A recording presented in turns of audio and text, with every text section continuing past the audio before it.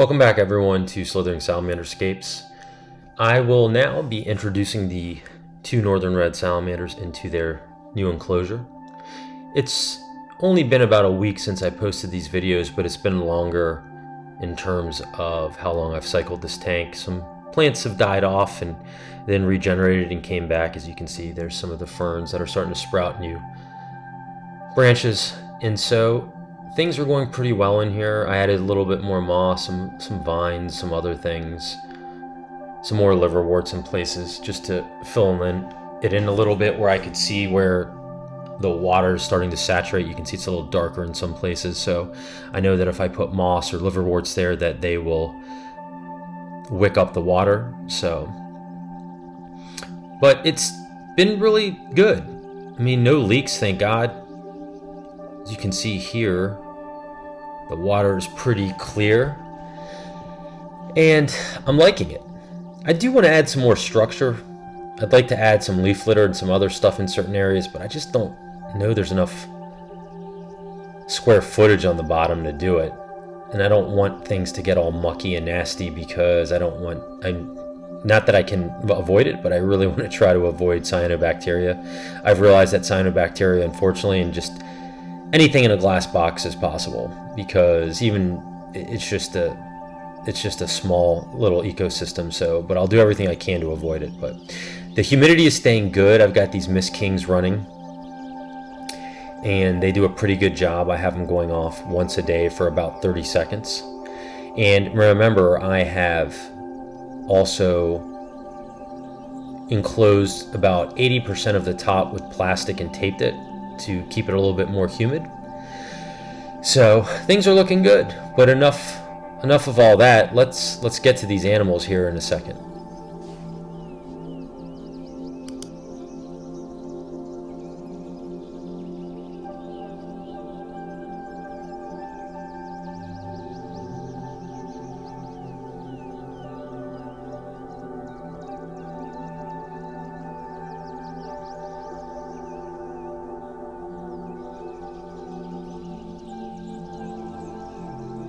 So first we are going to get the bigger salamander. This is the little bin I was keeping him in. This is the one I've had for, gosh, almost 4 or 5 years now. This one's pretty large, and it's been living in a mainly aquatic setup, which is why I have this bin set up this way. Just going to kind of get rid of this stuff and toss it. And got rid of everything, and now you can see areas swimming around down there. Pretty tough to get. You got to wear gloves and be really careful, because remember, their skin is super sensitive. I'm pretty fanatical about this. Even if I touch them with bare hands, I wash my hands, I clean them off with water, RO water, and all this stuff, and just making sure there's no weird salts or anything else, and just minimize the amount of time I hold them. So then that one's pretty big. I'm gonna plop them on in here, and I'm sure he's going to beeline for the back, which is usually what they do when you put them in a new enclosure.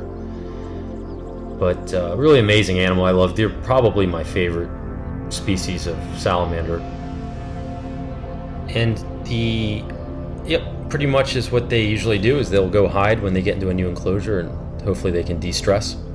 I also threw a narite snail in right there on the right. That was in that salamander's enclosure to be a little bit of a water cleanup crew. Now on to the fully terrestrial, more juvenile red salamander. As you can see, he was being kept in the mossarium. I'm going to pull this one on out. This one actually plays dead all the time, so still pretty big. Not as big as the other one, but not going to get eaten either. There's just no way. He's too chunky already. So we're just going to let this one kind of go figure it out and de-stress somewhere. This one plays dead all the time, and I just don't want it to get too stressed out. And just let him crawl around, figure out what's what, find its little hiding places, and just get acclimated. I will say I am really happy with the liverworts and moss. I know that's not why I built this, but they are growing in nicely. They're using that sphagnum moss underneath there as a nice medium. So I'm hopeful that the humidity and things will keep this nice and fresh, and the ventilation will keep it not gross and moldy, but that's why you have springtails. So again, this is the one we were just looking at. This one is gonna, I'm guessing, gonna be more living up, kind of up on these higher spaces, just because he's used to fully terrestrial. But we'll see. Really, there's a close-up of his face. Just again, really, really cool animals. Had this one for about 2 years now. The other one almost 5.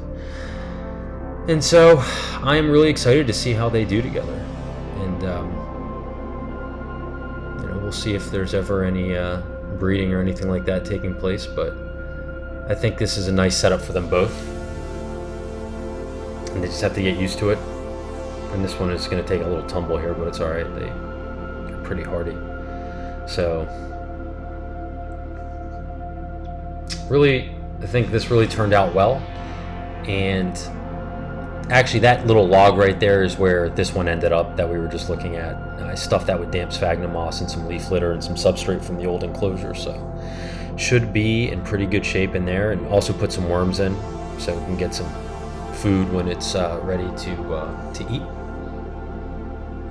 But little ferns popping out here and there already. So really, really liking this. I think it's a pretty cool enclosure for these animals. And I look forward to repurposing the 2 older enclosures that they were in to show you all what I can build.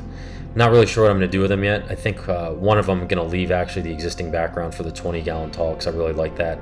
I'll just improve upon it. With the other one, I think I'll just completely. Again, thanks for tuning in. Appreciate the support. If you haven't subscribed, please subscribe, comment, like, and look forward to sharing more content with you all in the future. I hope you have a great day.